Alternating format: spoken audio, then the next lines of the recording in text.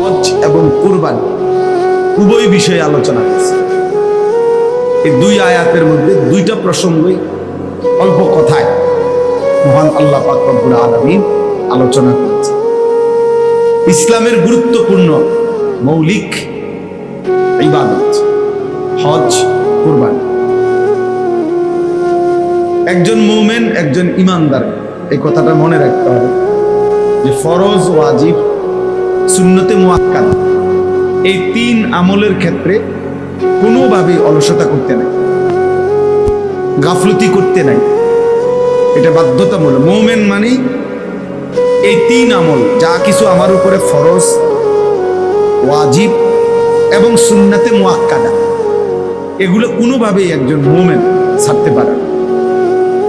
যেটা হারাম এবং যেটা মাকরুহে তাহরিমি, সেটাও কোনো মুমিন কোনো অবস্থাতেই করতে পারে। তাহলে মুমিন মানেই তার দ্বারা ফরজ, ওয়াজিব, সুন্নতে মুআক্কাদা ছুটবে না।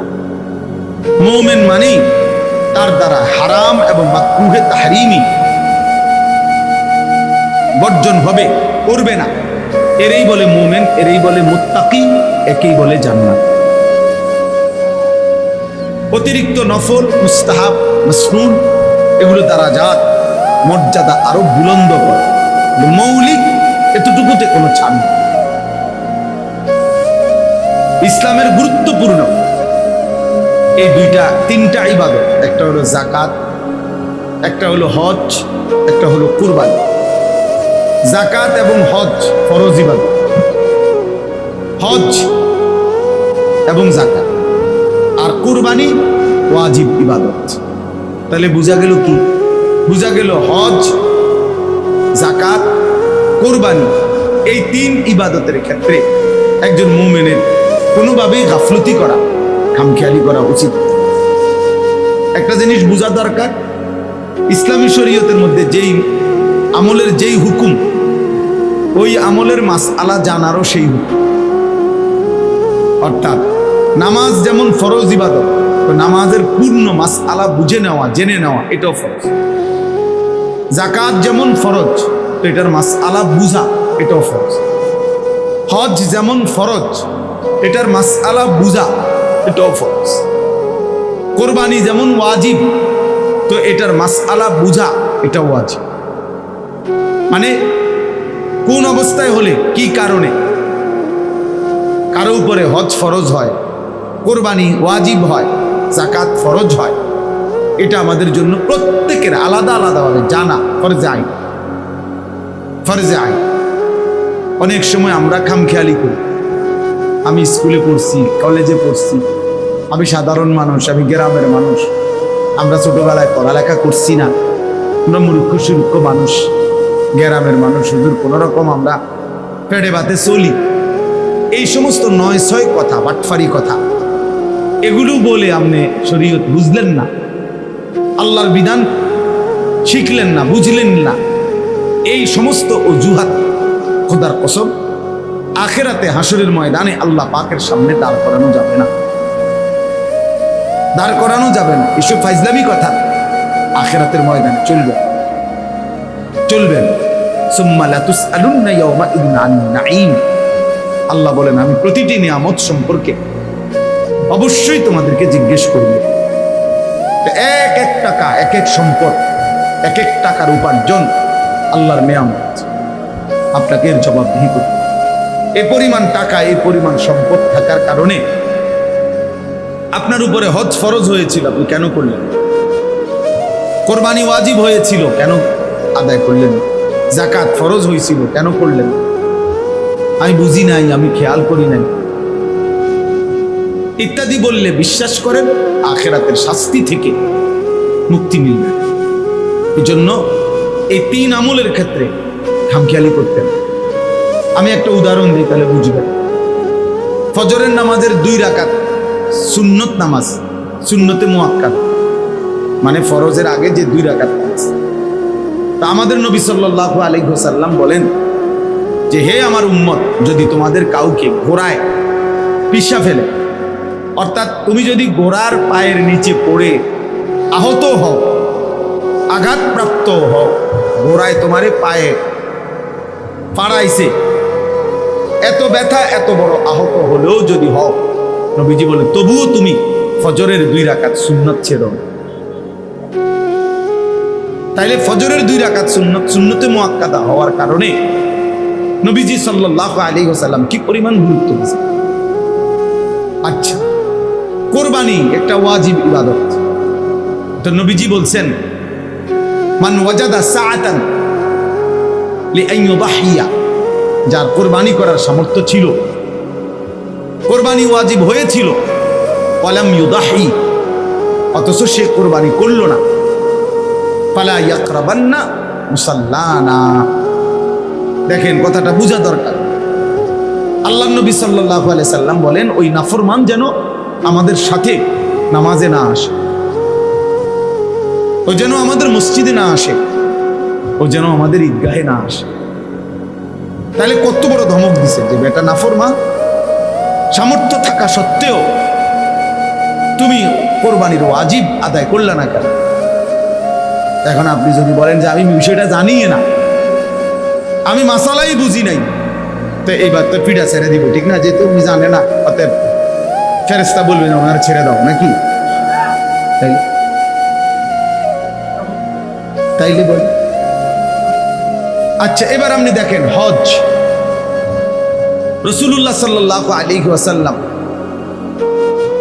স্পষ্ট হাদিসের মধ্যে বলছেন, মান মালাকা জাদান ওয়া রাহিলাতান তুবাল্লিগুহু ইলা বাইতিল্লাহ,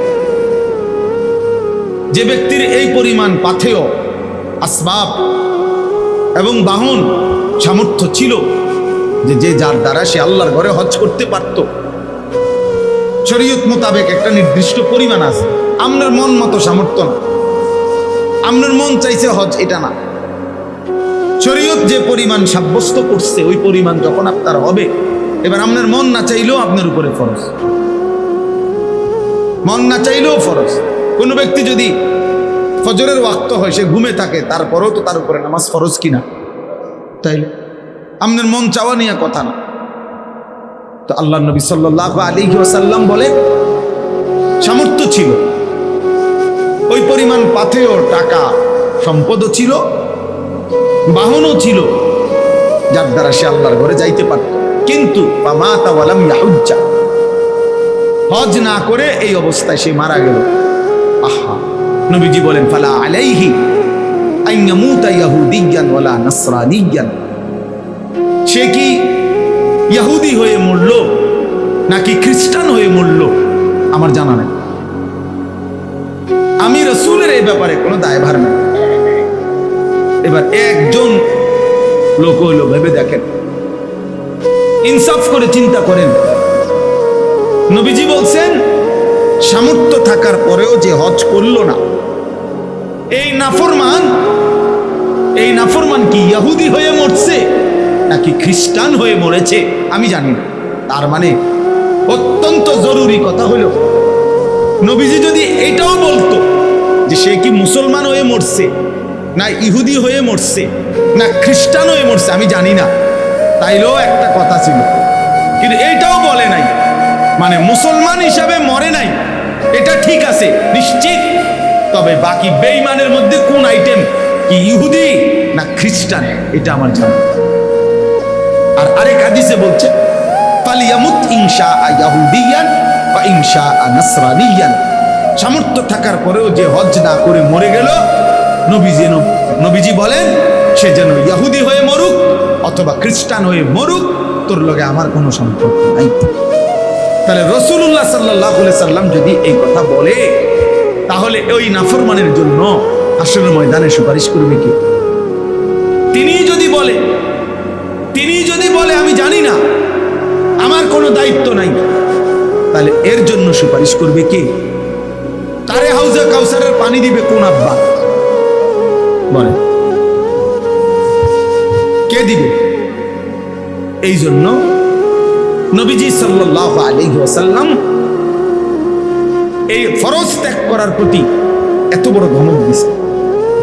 হাদিস শুনেন, আল্লাহর নবী সাল্লাল্লাহু আলাইহি ওয়াসাল্লাম বলছেন, যার উপরে যাকাত ফরজ হলো অথচ সেই ফালাম ইউআদ্দি যাকাতাহু, সে তার যাকাত আদায় করে নাই, নবী সাল্লাল্লাহু আলাইহি সাল্লাম বলেন, তার জমানো সমস্ত সম্পদ কিয়ামতের দিন বিষধর দুই মুখ সাপের আকৃতি ধারণ করবে এবং তার সমস্ত দেহের মধ্যে ওই সাপ তাকে পেঁচাইয়া ওই দুই মুখ দুই গালের মধ্যে রেখে, এই সাপ, খোদার কসম, বুখারী মুসলিমের হাদিস, এই নাফরমানের দুই গালের মধ্যে বিষধর কালো টাক মাথা বিশিষ্ট সাপ তারে কামড়াইতে থাকবে, ঠোকরাইতে থাকবে আর বলবে, বেঈমান, আমি তোর জমানো সম্পদ যা তুমি যাকাত দাও নাই। তাইলে আপনি এটারে কি মনে করছেন? মামুলি মনে করছেন আপনি এটারে? আপনি মনে করছেন বড় লোকে যাকাত দেয়, কিছু মানুষে কিছু লুঙ্গি দেয় আর পুরান কিছু কাপড় দেয়, যাকাতের কাপড় লাইন দুইরা, এটার নাম যাকাত? তাইলে যেই আমল ছেড়ে দেওয়ার ক্ষেত্রে এত বড় শাস্তি, তার ব্যাপারে কি আরেকটু সতর্ক হওয়া উচিত না? আরেকটু সচেতন হওয়া উচিত না? তাহলে এই জন্য আমার প্রথম কথা হলো, হজ এবং কুরবানি অত্যন্ত গুরুত্বপূর্ণ ইবাদত, অত্যন্ত গুরুত্বপূর্ণ ইবাদত। অতএব একজন মুমিন হিসাবে আমার প্রত্যেকের উচিত, বিশেষ করে কমপক্ষে আমি বেশি গুরুত্ব দিয়ে যেটা বলি, যে প্রত্যেকটা আকেল বালেক মানে প্রাপ্তবয়স্ক পুরুষ নারী, প্রাপ্তবয়স্ক বলতে কোনো পুরুষ তার যখন বীর্যপাত শুরু হয় তখনই সে বালেক। তাইলে 14 বছরের পরে 15 বছরের ভিতরে কোনো ছেলে বালেক হয়, আর কোনো মেয়ে মাসিক ঋতুস্রাব তখন তার শুরু হয়, তখন থেকেই সে বালেক। আর হলো আকেল, অর্থাৎ পাগল না, মাতাল না, প্রতিবন্ধী না, এমন কোন সুস্থ স্বাভাবিক মানুষ প্রাপ্তবয়স্ক। এবার যদি সে বিবাহিত হোক অথবা অবিবাহিত হোক, সে বিদেশ থাকুক অথবা দেশে থাকুক, সে একত্রে সংসারে থাকুক অথবা ভিন্ন ভিন্ন থাকুক, বয়সী পুরুষ কিংবা নারী, ছেলে কিংবা মেয়ে উপার্জন করে, কামাই রোজগারি করে, এমন প্রত্যেকের উচিত একজন আলেমে দ্বীনের কাছে এটা জেনে নেওয়া যে, হুজুর, আমার টাকা পয়সা সম্পদ ব্যাংক ব্যালেন্স এই আছে, আপনি আমার হিসাব করে বলে দেন আমার উপরে যাকাত ফরজ কিনা, হজ ফরজ কিনা, কোরবানি ওয়াজিব কিনা। তাইলে সহজ। প্রত্যেকে যদি নিজ নিজ দায়িত্বে আন্তরিকভাবে, পুরুষ নারী, এই বিষয়টা গুরুত্ব দেয়, সহজ, প্রত্যেকের জন্য আখিরাত সহজ হয়ে গেল। আমি যদি ইচ্ছা করে, আমি সব সময় বলি, চোখ বন্ধ করলেই ঝড় থামে না, অর্থাৎ ঝড় তুফান আসতেছে, কেউ যদি বলে চোখ বন্ধ কইরা কই না, যেহেতু আমি দেখি না তাহলে তুফান হয় না, বুঝি আপনি দেখেন না দেখে তুফান হয় না। আপনি চোখ ইচ্ছা করে বন্ধ করে রাখছেন দেখে না, তুফান দেখেন না, তুফান তো হইতেছে। তাহলে আপনি যদি বলেন আমি বুঝি না, তাই এতেই শরীয়তের মাসআলা আপনার থেকে রহিত হয়ে যাবে নাকি? কথা বলেন না কেন? শরীয়তের হুকুম, কবরের বিচার, আখিরাতের বিচার কি মওকুফ হয়ে যাবে নাকি? পুলিশের বহু আইন, ট্রাফিকের বহু আইন, ট্রাফিকের আমি জানি না, কিন্তু আমগরে যে ঢাকা চিটাগাং চলতে গাড়ি পুলিশ ধরে, বলে বুঝেন না আমার কথাটা, যে এটার এই সমস্যা, এটার এই সমস্যা। তাহলে আমি যদি বলি যে ভাই আমি আপনার এই সমস্ত আইন জানি না, তো হে আমার আপনি যেহেতু জানেন না তাহলে জানবেন। কথা বলেন না কেন? তাহলে আপনি জানেন না কেন, এটা আপনার সমস্যা। এই জন্য আমাদের সমাজে এটা নিয়ে খুব গাফলতি। কিছু দান সদকা, একটা ফ্যান দিলেন, 2 কাতার টাইলস দিলেন, কোনোখানে 5,000 টাকা দিলেন, এটা একটা দান, এটা সদাকা। কিন্তু হজ, যাকাত, কুরবানি এটা ফরজ ওয়াজিব, এটা ভিন্ন বিষয়। আপনার ওই 5,000 টাকা দিয়া 10,000 টাকা দিয়া চাইেন, এটা আদায় হয়ে গেছে, এটা মনে করবেন না, এটা পৃথক আমল, গুরুত্বপূর্ণ, ফরজ ওয়াজিব। এক্ষেত্রে গাফলতি করা কোনোভাবেই উচিত। আমাদের সমাজে এই হজ এবং কোরবানির ক্ষেত্রে সীমাহীন গাফলতি, কিছু মানুষ বাংলাদেশ থেকে হজে গেছে, মনে করেন যাচ্ছে, আমরাও যাবো ইনশাআল্লাহ, আল্লাহ চাহে তো 28 তারিখ আমার ফ্লাইট। তো কিছু মানুষ মনে করেন 80,000 মানুষ এবছর বাংলাদেশ থেকে মনে করেন হজে যাচ্ছে। তো সারা বাংলাদেশ থেকে কিছু মানুষ হজে গেলেই হজের হুকুম আদায় হয়ে গেছে, বিষয়টা তো এটা না। এটা তো জানাজার নামাজ না। তাইলে যার উপরে হজ ফরজ তাকে বুঝে শুনে, তারে জেনে হজ করতে হবে। আমাদের সমাজে আমরা হজটাকে বানায় নিছি অবসরকালীন আমল অথবা আমার মনের চাহিদার আমল। অর্থাৎ ছেলে সব বিদেশ কিংবা দেশে কোনো কামে লাগাইছে, মেয়ে বিয়ে দিছে, বিল্ডিং করছে, জমি কিনার টার্গেট, জমি কিনছে, 14 গোষ্ঠীর যত কাম শেষ। এখন বুড়া হইয়া গিরাগাড়ি জোড়াদারি ছেড়ে দিছে, অসল বুড়া। এইবার সে মনে মনে আশা করে রাখছে যদি ফুতে বিদেশতে টিয়া ফাটাইয়া দয়া করে যদি হজ করায় তাইলে আমরা হজ করবো, আর নাই তো ওনার উপরে হজ। আহা, অথচ এই মিয়া গত 50 বছরে 3টা ছেলে বিদেশ পাঠাইতে গিয়া 3বারও 36 লাখ টাকা ব্যবস্থা করছে। বাড়ি জমি কিনতে, বিল্ডিং করতে সব মিলাইয়া 30 লাখ 40 লক্ষ টাকা খরচ করছে। রাস্তার লগে জমি কিনছে, সব ব্যবস্থা করছে। আর নাফরমান যখন আল্লাহর ঘরের হজ্জের কথা বলা হয়েছে, এবার কুমায় না, হুজুর আমরা দিত না। আচ্ছা যাক, যদি আল্লাহ ফুতের আল্লাহ লোয়ায়, ফুতে যদি দয়া করে পাঠায়, হ্যাঁ তাইলে গেলাম, না এলে আর কি করার আছে, এতেই শেষ হয়ে যাবে আখিরাত। আচ্ছা আমি একটা উদাহরণ দিই, এই রাতে এত লম্বা মাসআলা বলা সম্ভব না। আমি একটা উদাহরণ দিলে আমরা মিলাবে সহজ। একটা উদাহরণ শুধু বলি, স্পষ্ট কিতাবের মধ্যে আছে, আমি নিজে পড়ছি। কোন ব্যক্তির মনে করেন তার বসত ভিটা ছাড়া, মানে যে গ্রামে থাকে এইটা বাদ দিয়া খেতে বাজারে যেখানেই হোক তার মনে করেন 10 শতক জায়গা আছে, কথার কথা 8 শতক 10 শতক জায়গা আছে, শুধু এদ্দু। এখান থেকে যদি কিছু অংশ জায়গা বিক্রি করে 3 শতক 4 শতক, তাহলে হজের টাকা এবং হজের সময়কালীন পরিবারের স্বাভাবিক খরচের টাকা ব্যবস্থা হবে।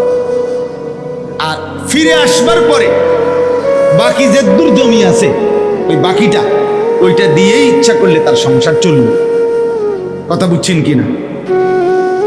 এই অবস্থায় আমি একটা আরো ভাঙ্গা বলি, মনে করেন 10 শতক জমির মধ্যে তো হজের টাকা হইল সর্বোচ্চ ভালো মিডিয়াম, মানেও যদি কেউ প্যাকেজে হজে যায় 6.5 লাখ টাকায় যথেষ্ট এখন।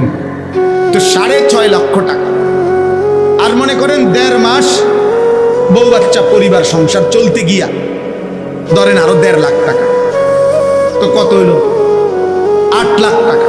আপনি ধরেন একের 10 লাখ টাকা, ঠিক আছে নি? তো 10 লক্ষ টাকা। তো মনে করেন এই 3 শতক জমির দাম হইল 9-10 লাখ টাকা, 3 লাখ টাকা করে শতক আমি ধরলাম আর কি। আচ্ছা, আর বাকি 7 শতক 6 শতক জমি যেটা আছে, এইটা দিয়ে ইচ্ছা করলে তার সংসার আইসা চলবে। তাহলে এই লোকের কাছে আর ব্যাংকে কোনো টাকা নাই, এই লোকের কোনো ব্যবসা নাই, এই লোকের কোনো ফুদ বিদেশে নাই, এবার আর কোনো জমা টাকা নাই, কিচ্ছু নাই।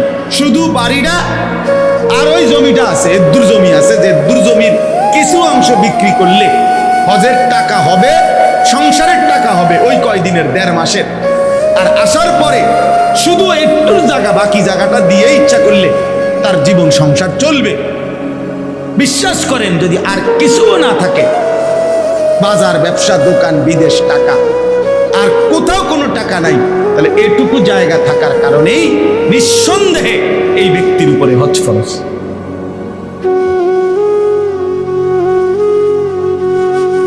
একশো ফরজ, 100 ফরজ। এখন এই বুড়া নাফরমান যদি ইচ্ছা করে চোখ মুচ্ছা, আপনি বুঝেন না, আপনি চোখ বন্ধ করে লাইছেন, হ্যাঁ আপনি বুঝেন নাই, আপনি ফুতের বিদেশের টেয়ার লাগিয়ে বইয়া রয়েছেন, অথবা ইচ্ছা করে দুনিয়ার সমস্ত কিছু করতে গিয়ে টাকার ব্যবস্থা হয়েছে, আপনি হজ করলেন না, তাইলে মনে রাখবেন যদি এই অবস্থায় এমন কোন বয়স্ক লোক মৃত্যুবরণ করে, তো আল্লাহ রসুল বলছে তুই কি ইহুদি মরলি না খ্রিস্টান মরলি, আমি নবী জানি না, যা। তো এবার আমনের সুপারিশ আমনের কোন বাফে করব, আপনি এই আব্বারে ঠিক করে রাখি। আপনারে হাউজে কাউসারের পানি কোন আব্বাই দিবে, আমনের সেই আব্বার লগে কথা বলে রাখি। এখন বলেন, এই কথা চিন্তা করলে আমাদের সমাজের কি পরিমাণ মানুষের উপরে হজ খরচ? কথা বলে না আপনারা, কোন কথা কোন না কেন চাচা, কি পরিমাণ মানুষের উপরে হজ খরচ? হ্যাঁ বলে চাচা, বলেন। হ্যাঁ, হজ করা দেখছেন, এই যে উনি বলতেছেন, উনি বুঝছে কথাটা, এই জন্য বলতেছেন, সহজ কথা না এটা। আচ্ছা তাইলে এই পরিমাণ সম্পত্তি, পুরা 10 শতক, 50 শতক, 100 শতক, 30 শতক, 40 শতক জায়গার মালিক নাই মানুষ, তাহলে আমনের জমির এক কোণা বেচলেই 3 বার হজ করতে পারবে, 3 বার হজ করতে পারবো ভাইয়া।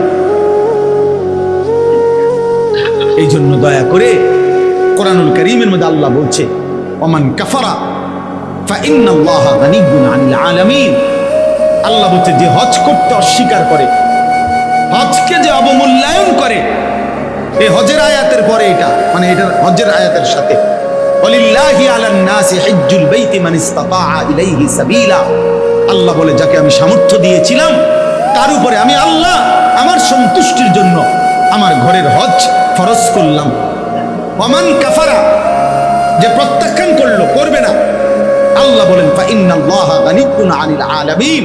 এমন নাফরমান যদি সারা পৃথিবীর সবাই হয়, আমি কারো মুখাপেক্ষী না, আমি আল্লাহ আল্লাহই, আমি সকলকেই শাস্তি দেব,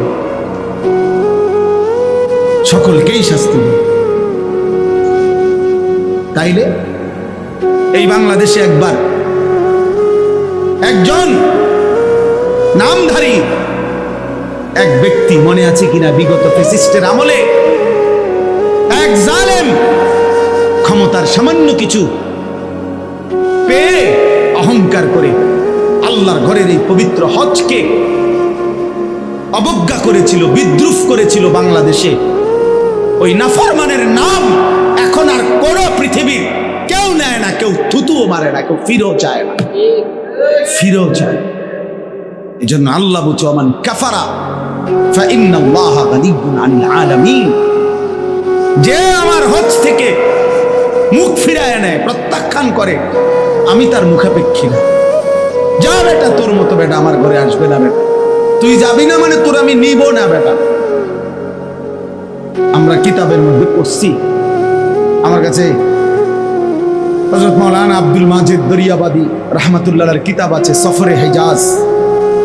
ও কিতাব কিনবা, বাংলা অনুবাদ হয়েছে। বেটা ইলিয়াস কথা কয় না, সফরে হিজাজ বইয়ের নাম, রাহানুমা প্রকাশনী, বাংলা অনুবাদ হয়েছে, লেটেস্ট অনুবাদ, অনেক সুন্দর। মানে 1929 সনে, কত বছর আগে, প্রায় 100 বছর, 2029 সালে প্রায় 100 বছর আগে এই উপমহাদেশের একজন বড় বুজুর্গ আলেম হযরত মাওলানা আব্দুল মাজিদ দরিয়াবাদী রাহমাতুল্লাহ আলাইহি সেই সময়ের সমুদ্রের জাহাজে এবং কি পরিমাণ কষ্ট স্বীকার করে আল্লাহর ঘরের হজ করছে, সেই হজ্জের সফরনামা, এটা বাংলা অনুবাদ হয়েছে। এখন পড়লে পৃষ্ঠা পৃষ্ঠা চোখের পানি আসবে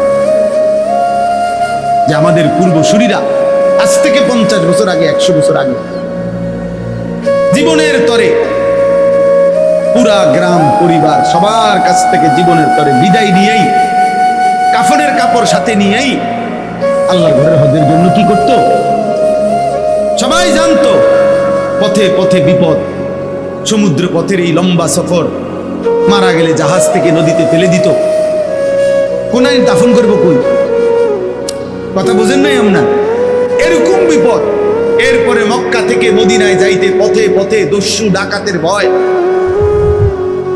আপনার এরপরেও জীবনের মায়াকে উপেক্ষা করে আল্লাহর প্রিয় বান্দারা প্রতি যুগেই আল্লাহর ঘরের উদ্দেশ্যে ছুটছে। আর সামর্থ্য আছে, জায়গা আছে, জমি আছে, সম্পদ আছে। কত মহিলার কাছে আপনার স্বর্ণরৌপ্যও আছে, নগদ টাকাও আছে।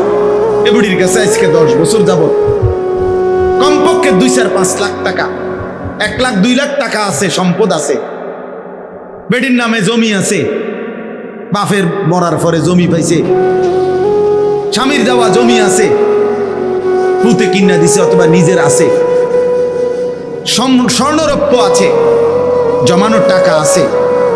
এগুলো মিলাইলে হজ ফরজ, কিন্তু আদায়ও করে না, খবরও নাই, বুঝেও না। আমাদের দেশের মহিলারা রে, পুরুষরা জাকাতের মাসালাও বলে না, হজের মাসালাও বলে না, কোরবানির মাসালাও বলে না, বলে শুধু ফেতরা 100 টাকা, 100 টাকা ধরো তোমার ফেতরা দিয়ে লাইছি। আরে বাপরে, হ্যাঁ চিন্তা করো না, ফেতরা দিয়ে লাইছি তোমার। আরে সুবহানাল্লাহ, ফেতরা দিয়ে লাইছি, টাকা 110 টাকা। এটারে মনে রাখার মাইক নামাইয়া দেয়। দেখবেন অনেক গ্রাম অঞ্চলে মসজিদে রমজান মাসে একেবারে প্রথম শুক্রবারে বারিন্দাতে জোরে জোর ফেতরা কত মাইকে কইয়া দিয়েন, হ্যাঁ জাকাত কত, এটা না শুনবেন, এটা না শুনবেন। ওই যে 110 টাকা, বুঝেন নাই কথাটা? মানুষ 6 জনের ফেতরা আইব 600, সমস্যা কি? এটা দ্বিতীয়টায় যদি মাইক নামাইয়া দেয় তো মাইকের খরচ দিয়ে আটকে থাকতো না। এই জন্য খামখেয়ালি আমরা। আমি সিজন দেখে, এখন হজ্জের মৌসুম, কোরবানির মৌসুম। আপনি কোরবানির ক্ষেত্রে আপনার একটা সহজ হিসাব বলি, ঈদুল আজহার দিন মানে 3 দিন, 10, 11, 12, কোরবানির দিন তার পরের 2 দিন, এই 3 দিনের মধ্যে যদি কারো কাছে 52.5 ভরি রূপার সমপরিমাণ টাকা নিত্য প্রয়োজনের অতিরিক্ত থাকে সম্পদ, তাইলে 52.5 ভরি রূপার দাম হলো 1000 টাকা করে। যদি হয় 1 ভরি রূপার দাম 52.5 হবে। আর যদি 1500 টাকা হয় তাহলে 78,750 টাকা, হ্যাঁ না 80,000 টাকা মতো প্রায়। তাইলে ধরেন এই 80,000 টাকা পরিমাণ সম্পদ যদি কারো কাছে প্রয়োজন বলতে নিত্য সংসারের খরচ, মৌলিক খরচ ব্যতীত উদ্ধৃত থাকে, ওই 3 দিনে ওই ব্যক্তির উপরে কোরবানি ওয়াজিব। মহিলার কাছে মনে করেন 1 ভরি স্বর্ণ আছে, 10,000 টাকা আছে, 5,000 টাকা আছে, ওই ঈদের দিন এই 2টা মিলাইলে যদি 80,000 টাকা দাম আসে, তো কসম আল্লাহ ওই মহিলার উপরে কোরবানি ওয়াজিব। এখন 1 ভরি স্বর্ণ আর লগের এই 5,000 টাকা মিলাইলে 80,000 টাকা হইবনি, হইবনি মানে 1 ভরি স্বর্ণের দামে তো 1 লাখ টাকার উপরে নিয়ে 1.5 লাখ টাকা। আমি তো জানিও না কত কি দাম, আমি স্বর্ণ কিনে ভাত খাইয়া তুল পাই না। তাইলে বুঝাইতে চাইলাম কি পরিমাণ মহিলাদের উপরে কোরবানি ওয়াজিব বলেন। আহা, মহিলারও তো আখিরাত আছে, মহিলারও তো কবর আছে। আমাদের পুরুষরা বুঝতেই দেয় না, এগুলা বুঝারও সুযোগ দেয় না। না এবার ঈদ মানুষ ইতান বুঝতা না, ভাত রাইনবা, বুঝা গোস্ত রাইনবা, রুটি দি খাইবা, তোমার দায়িত্ব হলো গোস্ত আর রুটি। রুটি আর গোস্ত বেডিরে লাগাই দিছে কামে। আস্তাগফিরুল্লাহ। এই জন্য বাপ, আমি আরো ভাঙ্গা ভাঙ্গা বললে আরো অনেক সুন্দর মাসআলা আছে, কিন্তু সহজ কথা হলো অগণিত মুসলমানের উপরে আমাদের সমাজে বর্তমানে হজ ফরজ, কোরবানি ওয়াজিব। আপনি মনে করেন ছেলে বিদেশ, তো এবার প্রত্যেক মাসেই বাপের লেগে টাকা পাঠায়, 1 মাসে 2 মাসে। এখন এই কোরবানিকে সামনে রাখা 30,000 টাকা পাঠাইছে, 50,000 টাকা পাঠাইছে বাড়িতে। এখন বাপমার নামে কোরবানি হয়েছে, ভালো কথা, বাপমার কোরবানি আদায় হলো, কিন্তু এই ছেলেটার কাছে কি 80,000 টাকা জমা নাই? কথা বলে না কেন? আরে তার কাছে নাই আলাদা ব্যাংকের টাকা, থাকতে পারে, আমরা বুঝি না। হ্যাঁ, তার কাছে আলাদা জমা টাকা আছে, তো তার ব্যাংকে টাকা আছে, তার কাছে অতিরিক্ত টাকা আছে, তাহলে এই ছেলের উপরে কোরবানি ওয়াজিব কিনা? তো তাহলে তার কোরবানিটা যে আদায় করলো না, আমগো বাড়িতে কোরবানি দিছে, তো আমনগো বাড়িতে কোরবানি দিছে না মিয়া, আমনগো বাড়িতে গোস্তের ব্যবস্থা হয়েছে। কথা বলেন না, বুঝেন নাই কথা? আপনাদের বাড়িতে কি ব্যবস্থা হয়েছে? গোস্তের ব্যবস্থা হয়েছে, গোস্তের ব্যবস্থা হয়েছে। সে ঢাকা চাকরি করে ছেলেটা, সে বিয়ে করে নাই, কিন্তু তার উপার্জন আছে, বালেক মনে করেন এখনো বিয়েই করে নাই, তাহলে এখন তার তো ৮০,০০০ টাকার চাইতে বেশি আছে জমা। এখন সে যে বাড়িতে সংসারে বাপমার কাছে ২০,০০০ টাকা দিছে, তো বাপমার নামে কোরবানি হয়েছে, ভালো কথা, সমস্যা নাই, তুমি বাপমারে দিও, তুমি তো সারা বছরই দাও, তো বাপমারে দিলে তো সওয়াব আছে, কিন্তু তোমার উপরে যে কোরবানি ওয়াজিব হলো সেটা কই? বললে কইব আমগো বেড হইতেরা, ও মা হাতে তো বিয়েই করছে না, হেতের আবার কি এর কোরবানি? বিয়ের লগে কোরবানির কি? কথা বলেন না কেন? বিয়ের সাথে কোরবানি, তুই বিয়ে করছো না তোমার দোষ, তুমি অন বিয়ে করে লাও, এখন আরো সময় আছে, আজকে মাত্র ১২-১৩ তারিখ, তুমি বিয়ে করো। তাহলে বিবাহের সাথে কোরবানির কোনো বিষয় আছে কি? উপার্জনের সাথে বিষয়টা, এটা কিসের সাথে না? সংসার এক লগে, যে আমরা এক লগেই হুজুর একসাথে সংসার, এই জন্য আব্বার নামে, এটা তো কোনো কথা না। আপনার সংসার একসাথে না, ভিন্ন, এইটা তো বিষয় না। যতজনের উপরে ওয়াজিব হইছে প্রত্যেকের কোরবানি ওয়াজিব হতে হবে, নাই তো কোরবানি আদায় হয় নাই এই ফ্যামিলিতে, বরং এই ফ্যামিলিতে গোশত খানার কি হইছে ব্যবস্থা। তিনজনে রোজগার করে, কোরবানি দিছে বাপের নামে শুধু, কেন? আমরাই তো এক লগেই তো সবাই এক চুলা, আমরা এক চুলার ভিত্তিতে নিয়ে কোরবানি ওয়াজিব। কথা বলেন না কেন? তাইলে কোরবানি তো চুলার লগে না, কোরবানি উপার্জনের সাথে, কামাই রোজগারের হিসাবের মানে। এই জন্য দয়া করে আপনাদের কাছে আমি অনুরোধ করলাম, বিষয়টা অত্যন্ত গুরুত্বপূর্ণ।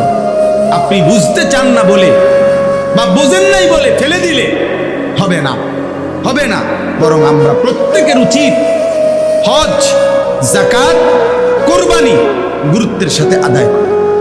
আপনার এবার আসেন, আমি এই আয়াতের কথা শেষ করি, তাইলে আমার কথা শেষ। কোরবানি মানে মনে রাখবেন নিছক একটা প্রাণী, যেটা কিটা সাধারণ মামুলি একটা ছাগল জবাই করা, একটা গরু জবাই করা না বাপ, বরং কোরবানি এমন একটি ইবাদত যেটা মাত্র ২০ সেকেন্ডে, মাত্র ১০ সেকেন্ডে, মিনিটে না ২০ সেকেন্ডে, আমি বুঝার জন্য বলি, কোরবানি এমন একটি ইবাদত যেই ইবাদতের মাধ্যমে বান্দা ২০ সেকেন্ডে, ১০ সেকেন্ডে মহান আল্লাহ রবের সাথে সম্পর্ক তৈরি, বান্দা আল্লাহর ঘনিষ্ঠ।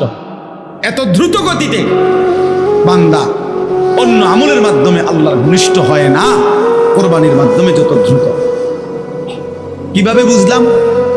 হাদিসের মধ্যে আছে, আল্লাহ নবী সাল্লাল্লাহু আলাইহি ওয়াসাল্লাম বলেন, ওয়া ইন্নাদ দামা লা ইয়াকাউ মিনাল্লাহি বিমাকানিন ক্বাবলা আন ইয়াকা মিনাল আরদ। নবীজি বলেন, কুরবানির দিন, কুরবানির প্রাণী যখন জবাই করা হয়, তখন রক্তের প্রথম ফোঁটা জমিনে পড়বার আগেই, এদিক দিয়ে নিচে যাইবার আগেই আরশে আজিমে মহান আল্লাহ পাকের কাছে পৌঁছে যায়। এখন বলেন, একটা গরুর গলাটা আর মাটি ব্যবধান করবে একা একা নয়তো ১ বিঘত। কথা বলেন, মানে গলা জেন্দে জবাই করে, এই গলায় আর মাটি, নিচেতে মাটিটা ব্যবধান কি ১ বিঘত? ১ বিঘতে ধরেন ৪ আঙ্গুল পাবে ১ বিঘত, তাহলে ১ বিঘত নিচেই মাটি, তাহলে এখন পুঁজ দিলে রক্ত মাটিতে পড়তে কতক্ষণ লাগবে? ১ মিনিট, কয়েক সেকেন্ড। এই জন্য কইলাম ১০ সেকেন্ডই ধরেন, ধরে নিলাম আমি ১০ সেকেন্ড ধরেন, ১০ সেকেন্ডে জমিনে পড়বার আগেই আরশে আজিমে পৌঁছে যায়। তাহলে এত দ্রুত গতিতে আল্লাহর নৈকট্য অর্জন করার এর চাইতে উত্তম মাধ্যম আছে কিছু? এই জন্য নবীজি বলছে, ফতিবু বিহা নাফসান, আমার উম্মত খুশি খুশি, খুব প্রফুল্ল চিত্তে কোরবানি দাও, খুশি খুশি কোরবানি দাও, খুশি খুশি, খুশি খুশি কোরবানি দাও, খুশি খুশি কোরবানি। মানে এটারে কি মনে করো না, ঝামেলা মনে করো না, চাপ মনে করো না, পেরেশানি মনে করো না, পেরেশানি মনে করো না, খুশি খুশি কোরবানি করো। ফাতিবু বিহা নাফসান। আল্লাহ নবী সাল্লাল্লাহু আলাইহি সাল্লামকে সাহাবীরা জিজ্ঞেস করছে, ইয়া রাসূলুল্লাহ, কোরবানিটা কি? নবীজি বলছে, সুন্নাতু আবিকুম ইব্রাহিম, তোমাদের পিতা ইব্রাহিমের সুন্নাত। সাহাবীরা জিজ্ঞাসা করছে, ফামা লানা ফিহা ইয়া রাসূলুল্লাহ, এতে আমাদের কি হবে, নেকি কি? নবীজি সাল্লাল্লাহু আলাইহি সাল্লাম বললেন, বিকুল্লি শাআরাতিন হাসানা, প্রত্যেক পশমে পশমে আল্লাহ নেকি দান করুন। তাহলে একটা ছাগলে পশম হয় কয়টা?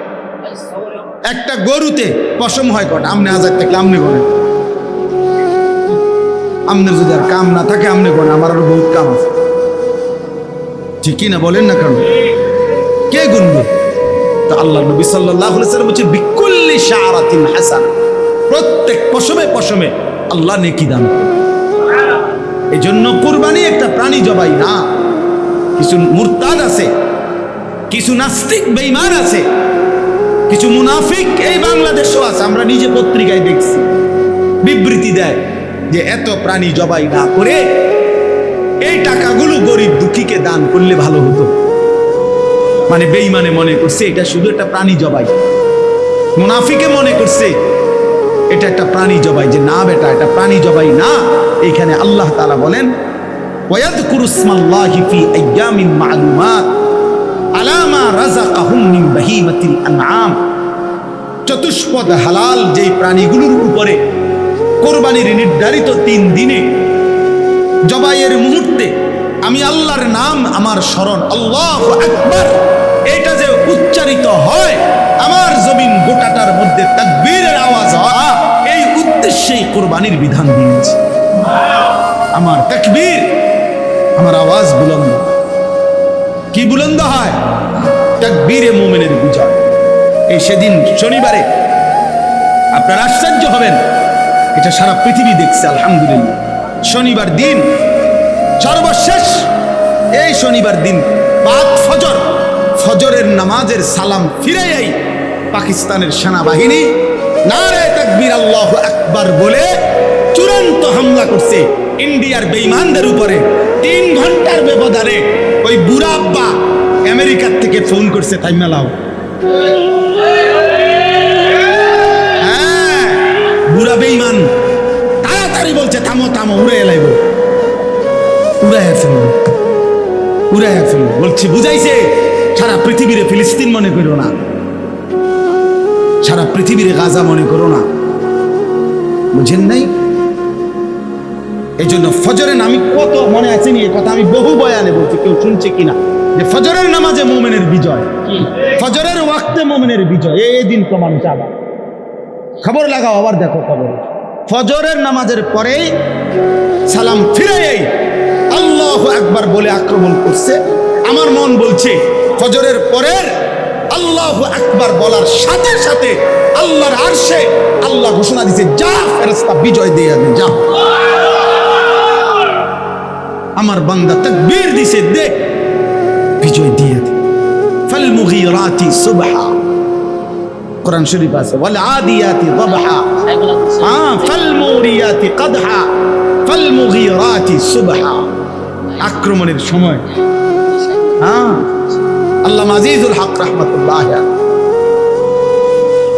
সকাল বেলার আক্রমণ, ফাল মুগীরাতি সুবহা। আল্লাহ কোরআনে বলছে, ইমানদার ঘোড়া, মুমিনের ঘোড়া ভোরবেলা আক্রমণ করে আর দুশমনের সমস্ত পরিকল্পনা প্রতিরক্ষা তছনছ করে ভেঙে দেয়।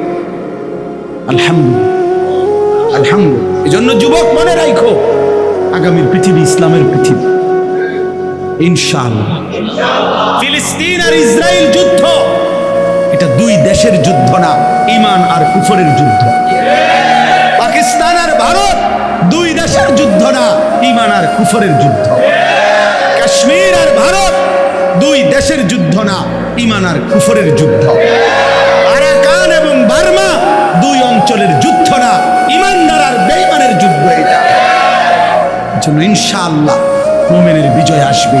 শুরু হয়েছে, শুরু হয়েছে। আমি তো বলছি গতকালকেও, আমার একটা আইডিয়া হয়েছে, যে গত 15 বছরে 16 বছরে ওই জালেমের হুমকি ধমকিতে আমরা ভাবছি ইন্ডিয়ার মনে বহুত কিছু আমগরে এইভাবে বুঝাই আইছে। এখন যখন 2 দিনের আক্রমণে যখন উড়ে গেছে, তখন এটা বুঝ হয়েছে বাংলার সাথে লাগলেও ইন্ডিয়ার বেঈমান পারবে না। ইনশাআল্লাহ ইনশাআল্লাহ ইনশাআল্লাহ। দিল্লি না ঢাকা, ঢাকা ঢাকা। এবার লাগাও, আমরারও আইডিয়া হয়েছে, উড়ে এলাম আমরা। ইনশাআল্লাহ আমরা বুঝিয়ে গেছে একটা আসলে যে কিচ্ছু নাই। হ্যাঁ, ধোকা ধোকা। ঠিক যখন ভারত পরাজয় স্বীকার করেছে, সেদিন রাতেই ফ্যাসিস্ট নিষিদ্ধ হয়ে গেছে। একই সময় আল্লাহ দেখায় দিছে পৃথিবীবাসীকে।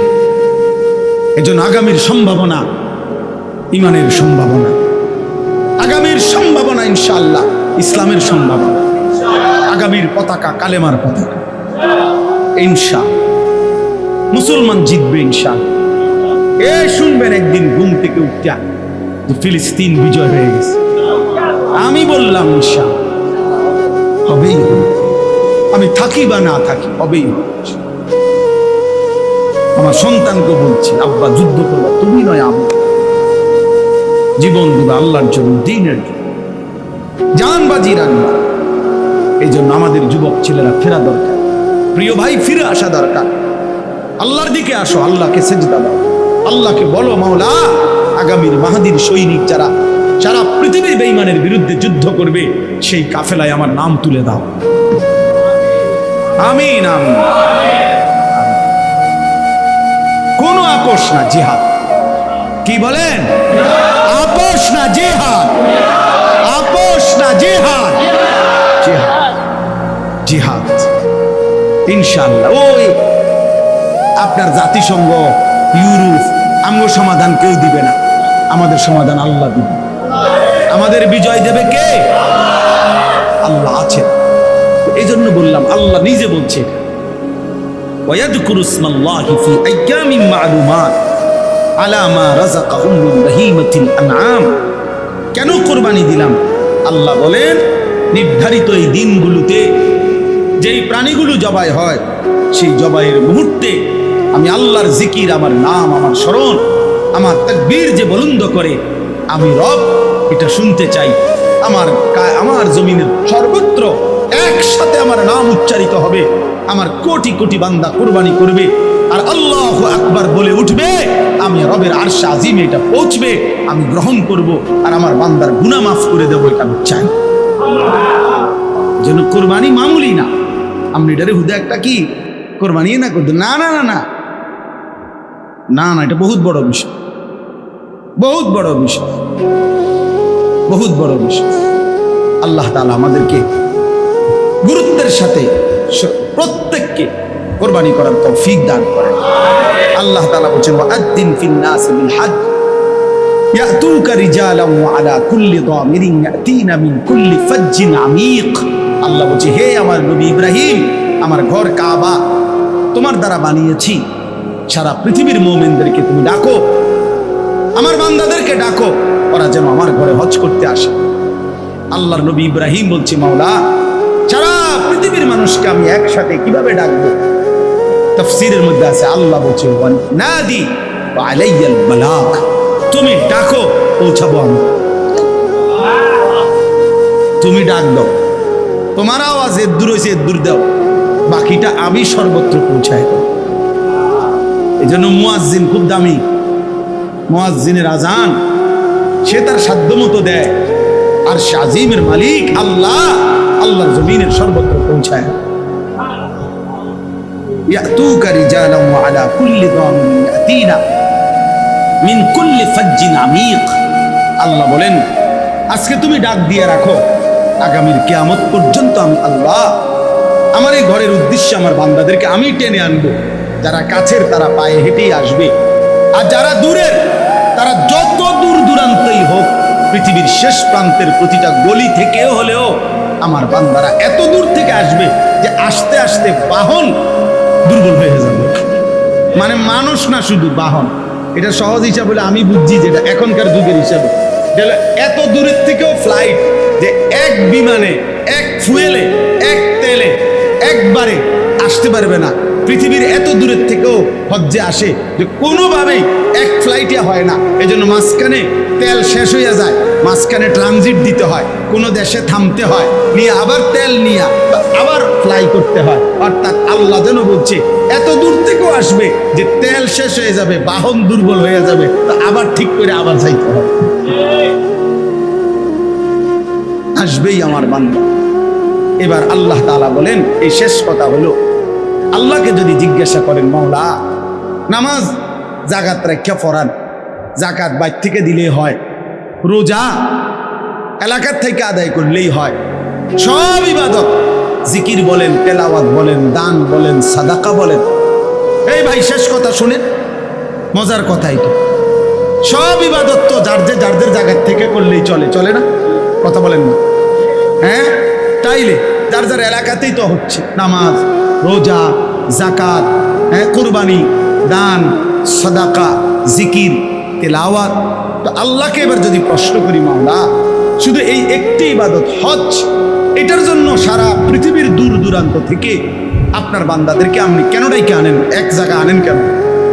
এখানে আনেন কেন? কাবা ঘরের কাছে।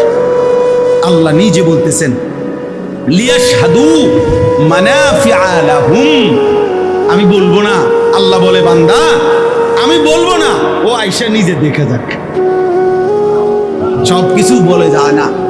কাবা দেখতে কেমন, মালিকের ঘর দেখলে কেমন, আল্লাহর ঘরের চারদিকে ঘুরলে কেমন, সাফা মারওয়ায় সাই করলে কেমন লাগে, মিনার তাবুতে কেমন লাগে, আরাফাতের খোলা ময়দানে কেমন লাগে, মুজদালিফার খোলা আকাশের নিচে রাত গভীরে কেমন লাগে। রব্বে কারীম বলে, ওরে আসতে বলো, আসলেই আমি উপকারিতা নিজে দেখাবো, আমি দেখাবো। ওরে আসতে বলো, লিয়াশহাদু, সে যেন দেখে যায়, সে যেন উপস্থিত হয়, আয়েশা যেন সরাসরি উপকার দেখে। এই জন্য প্রিয় ভাই, দিল দিয়া মহব্বতের সাথে যে আল্লাহর বান্দা হজে গেছে এবং হজের কাজগুলো আদায় করছে আল্লাহর মহব্বত নিয়া, পৃথিবীতে যুগ যুগ ধরে এটা বাস্তব যে আল্লাহর জন্য যে গেছে, নিশ্চিত আল্লাহর দয়ায় তার জিন্দেগি বদলেছে। আয়েশা দিনদার হয়ে যায়, হয় না? আয়েশা পরিবর্তন হয়ে যায়। যদি দেখেন কারো পরিবর্তন হয় নাই, তো আপনি খবর নিলে দেখবেন তার হজ মালিকের সন্তুষ্টির জন্য সে করেই নাই। আমি নিজে দেখছি, আমার সাথে আরো আগে একবার কোরবানির দিন, আর কোরবানির গরু কিনছে এবার বয়স্ক লোক, একসাথে দুজনে, আমরা গরু কিনছি, হেবড়াও গরু কিনছে, হাসিল করা বেড়ে, হাসিল বোঝেন না? ওই বাজারের যে খাজনা দেয়, তো এই হাসিলটাও আমাদের দেশে এক ধরনের সম্পূর্ণ অযৌক্তিক নিয়ম আমাদের দেশে বানায় নিছে। অর্থাৎ সারা পৃথিবীতে সমস্ত ক্ষেত্রে প্রতিটা পণ্য বিক্রির সময় বিক্রেতা খাজনা দেয়। ও বোঝেন নাই? বাজারে খাজনাটা দেয় কে? বিক্রেতা দেয়। কিন্তু এখানে আমি ক্রেতা খাজনা দিবে কেন? বলেন, ইনসাফের কথা বলেন, ক্রেতা দিবে কেন? আসে জায়গাটা আমি তো ব্যবহার করি, তুমি না তোমার গরু আইনে এখানে কি করছো, রাখছো, তুমি না ব্যবহার করছো, বিক্রেতা তো তুমি না কি দিবা? আর এটা চাপাই দিছে কার উপরে? আমি গরু, আমাদের উপর। আরো কত হতুয়া, কত মাসালা। হ্যাঁ, বাজার কমিটিরে আপনার কোরবানির শরীফ বানাইন না, তারপর বহুত রং সঙ্গের কথা। যাই হোক, তো আমি বললাম যে কথাটা, হাসিল দিতে গেছে, হেবটাও আমিও, তো কত 200 বা 400 টাকা হাসিল। তো ওই যেই লোক হাসিল নিচ্ছে, হে হেবটার চিনে, আগের থেকেই চিনে, তো নাম লিখে দিছে, হ্যাঁ লিখে কাগজটা দিছে, টাকা দিতে দিছে। উনি নামের দিকে চাইয়া আবার দিছে হেতে রাতে, হ্যাঁ হেতে রাতে ঠিক না, ওইতে রাতে দিছে আবার, এটা ঠিক করে লেখ, নাম ঠিক করে লেখ। ওইটা কইতেছে, কয় চাচা আপনার নাম তো এইটাই, আমি তো যেটা লিখছি না, আমি এটাই তো আপনার নাম, আপনার নাম তাহলে কি? হাজি লেখ, হাজি লেখ। খামখেয়ালি মনে করছো? মানে এতটি কি খামখেয়ালি 2-3 লাখ টাকা এতগুলো টাকা যায় কোন? হ্যাঁ, হাজিলে আমি মনে মনে করলাম চাচা 200 টাকার মাত্র একটা হাসিলের কাগজের মধ্যে 60 লাখ টাকার কোরবানি করে দিলেন, বরবাদ করে দিলেন। আপনি এটা দিয়ে কির বেল্টের মধ্যে হাজিলে কি বাজারে দিয়ে কোনাটা বাড়ি যদি ঢালাই দিবেন, হাসিলের কাগজ এটা দিয়ে কি তাবিজ বানাইবো বেটা? না এটা বৌরি, এটা কি এইটার মধ্যে হাজি লিখতে হইব? এটা যেন না হয় আল্লাহর জন্য। কার জন্য? আল্লাহর জন্য। তাহলে ইনশাআল্লাহ কথা শেষ। যাকাত, কোরবানি, হজ আমরা মাসআলা জানার, নিজ নিজ এলাকার আলেমদের থেকে বুঝার চেষ্টা করব, বলেন ইনশাআল্লাহ। আর যুবক ভাই, ইসলামের জন্য ভাববো আমরা ইনশাআল্লাহ। নামাজ পড়ো, নামাজ আল্লাহকে ডাক। এই সিটারি বাটফারি করলে নারী, ছবি, মদ, জুয়া, অশ্লীল দৃশ্য, চুলের পেখম, বেনামাজি জিন্দিগি, নামাজ পড়লা না, মনে করো ইমানের জন্য, ইসলামের জন্য, আল্লাহর দিন বিজয়ের জন্য মালিক তোমারই নিবেন। আপনি আকামলা তখন কইরাই থাকবেন, আর ঠিকই ইমানদার মুজাহিদ আল্লাহর দিন বিজয়ী করে ফেলবেন ইনশাআল্লাহ। আল্লাহ আমাদের প্রত্যেককে কবুল করেন, আগামীর বাংলাদেশকে দ্বীনের জন্য, কোরআনের জন্য কবুল করে নেন, আমিন আমিন। আল্লাহ তাআলা আজকের এই মাদ্রাসা, আমার প্রিয় ভাই, মাশাআল্লাহ, হ্যাঁ, আমাদের হাফেজ মকবুল ভাই, মাওলানা মকবুল ভাই আমারে সেই রোজার ঈদের পরে আমারে বলছে বাস্তবেই যে শুধু একটু দোয়া করে যাওয়ার জন্য, যে কোনো এক বেলা। তো একবার কি সময় যেন দিছিলাম ডেট, আবার এটা আরেকখানে দিয়ে দিছে কেমন পরামর্শ হয়ে, তা আজকে আবার আলহামদুলিল্লাহ এটা মাহফিলে হয়ে গেছে। আল্লাহ তাআলা উত্তম ভাবে কবুল করে নেন, আল্লাহ তাআলা এই মাদ্রাসা বরকত দান করেন। প্রিয় ভাই, আমার সহজ কথা হলো ইখলাস থাকবে, তাকওয়া থাকবে, অর্থাৎ আল্লাহর জন্য হবে, গুনাহ থেকে বেঁচে থাকার চেষ্টা হবে। নিশ্চিত কারো বিরোধিতায় মাদ্রাসা আটকাবে না, আল্লাহ উঠায় দিবেন। শর্ত কি? ইখলাস। আমার শায়েখ এটা বলছে, আল্লামা মুফতি মুশতাকুর নবী সাহেব হুজুর সবসময় বলে ইখলাস ও তাকওয়ার পুঁজি লাগাও, অর্থাৎ আল্লাহর জন্য হবে, গুনাহমুক্ত হবে। ইন্নামা ইয়াতাকাব্বালুল্লাহু মিনাল মুত্তাকিন। আল্লাহ হাবিল কাবিলের কুরবানির দিনে বলে গেছে যে নিশ্চয়ই আল্লাহ মুত্তাকির ইবাদত কবুল করে। গুনাহমুক্ত। আল্লাহ যেন এই প্রতিষ্ঠানকে গুনাহমুক্ত রাখেন। আল্লাহ যেন আমাদের সকলকে দ্বীনের জন্য ইখলাস ও তাকওয়া দান করেন। যেই মা বোনরা এসেছেন, আল্লাহ তাআলা আপনাদেরকেও আবেদা সালেহা হিসাবে কবুল করেন। মা বোনদের কাছে অনুরোধ, যাকাতের মাসআলা বোঝা দরকার। কুরবানির ক্ষেত্রে আপনারা কুরবানি আদায় করার চেষ্টা করবেন। আল্লাহ তাআলা আপনাদেরকেও কুরবানি আদায় করার, আল্লাহর ঘর দেখবার তৌফিক দান করেন। সর্বশেষ কথা মনে রাখেন, যুবক ভাই তোমরাও মনে রাখো, আমার একটা শেষ কথা আছে। কথাটা হলো, আমি সব সময় বলি, যেই চোখ আল্লাহর ঘরের কালো গিলাফ দেখে নাই, যেই চোখ মদিনার সবুজ গম্বুজ দেখে নাই, আমার দৃষ্টিতে তুমি কিছুই দেখো না। ওই চোখ যেন কিছুই দেখে। সে দেখলোই কি আর, যে মালিকের ঘর দেখল। রাসূলুল্লাহ সাল্লাল্লাহু আলাইহি সাল্লাম রওজায়ে আতহার দেখলো, সবুজ গম্বুজের সৌন্দর্য, কালো গিলাফের সৌন্দর্য, এটা কোনো শব্দ দিয়ে বোঝানো যায় না। এই কারণে আল্লাহ বলছে লিয়াশহাদু, সেজন্য আয়েশা দেখে, আয়েশা সেজন্য এসে দেখে যায়। কাজে আল্লাহ তাআলা আমাদের প্রত্যেককে আল্লাহর ঘর জিয়ারতের তৌফিক দান করেন, এবং এই মুহূর্তে যারা গেছে আল্লাহ তাদেরকে কবুল করেন, যারা যেতে চাচ্ছে আল্লাহ তাদেরকে তৌফিক দান করেন। সুবহানাল্লাহি ওয়া বিহামদিহি, সুবহানাল্লাহি ওয়া বিহামদিকা, আশহাদু আল্লা ইলাহা ইল্লাল্লাহ, আস্তাগফিরুকা ওয়া আতুবু ইলাইক। আলহামদুলিল্লাহি রাব্বিল আলামিন। আল্লাহুম্মা আনতাস সালাম ওয়া মিনকাস সালাম, তাবারাকতা ইয়া যাল জালালি ওয়াল ইকরাম, ইয়া আরহামার রাহিমিন, ইয়া আরহামার রাহিমিন, ইয়া আরহামার রাহিমিন। রব্বানা যালামনা আনফুসানা ওয়া ইল্লাম তাগফির লানা ওয়া তারহামনা লানাকুনান্না মিনাল খাসিরিন।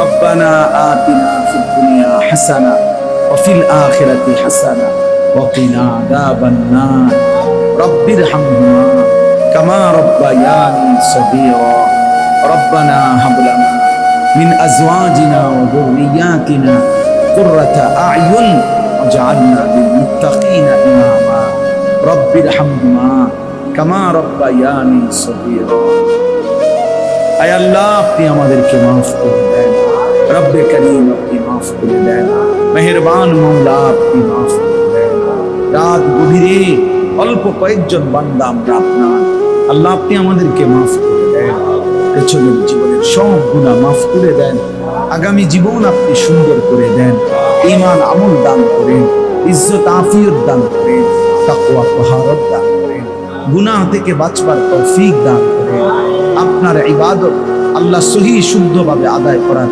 তৌফিক দান করেন শরীয়তের মাসআলা জেনে জেনে দিন মানার তৌফিক দান করেন সেজদাওয়ালা কপাল বানিয়ে দেন কাঁদনেওয়ালা চোখ বানিয়ে দেন জিকিরওয়ালা জবান বানিয়ে দেন মহব্বতওয়ালা দিল বানিয়ে দেন সুন্নতওয়ালা জীবন বানিয়ে দেন আল্লাহ সমস্ত কবরবাসীদেরকে মাফ করে দেন কিয়ামত পর্যন্ত কবরের আযাব মাফ করে দেন অসুস্থ বিমারি যারা শিফা করে দেন কামাই রুজিতে হালাল বরকত দান করেন শহরে বন্দরে গ্রামে গঞ্জে প্রবাসে বিদেশের জমিনে যারা আল্লাহ নিরাপদে রাখেন না ঈমান আমলের সাথে রাখেন হালাল রোজগার করার তৌফিক দান আয় আল্লাহ আপনি সকলকে কবুল আর মঞ্জুর করেন আমার কিশোর যুবক ছেলেগুলোকে নামাজি বানিয়ে দেন চরিত্রবান বানিয়ে দেন আগামীর মাহাদির সৈনিক হিসাবে কবুল করে নেন দাজ্জালের বিরুদ্ধে লড়বার মতো জিহাদের জজবা হিম্মত আপনি দান করেন